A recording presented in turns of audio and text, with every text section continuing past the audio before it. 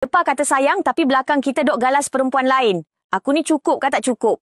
Laki aku mula berubah lepas aku bersalin anak kedua. Mula-mula aku ingat dia penat kerja.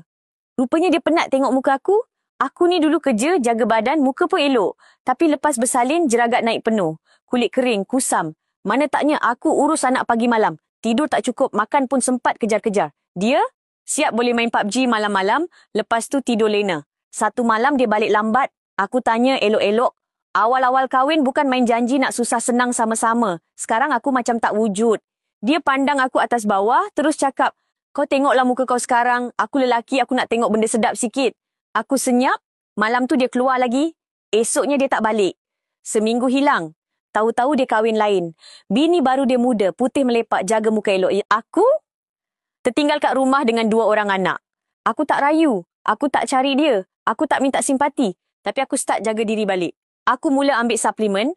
Aku pilih Lovin Bright sebab aku malas nak bancuh-bancuh bagai. Koyak, kunyah, settle, aku konsisten. Masuk bulan kedua, kulit aku dah tak kusam. Jeragat makin pudar. Aku post gambar selfie dengan anak kat Facebook. Bukan untuk dia, tapi untuk diri aku. Seminggu lepas tu dia DM aku. Awak nampak lain sekarang. Boleh ke kalau saya jumpa anak-anak? Aku tak marah. Aku cuma balas.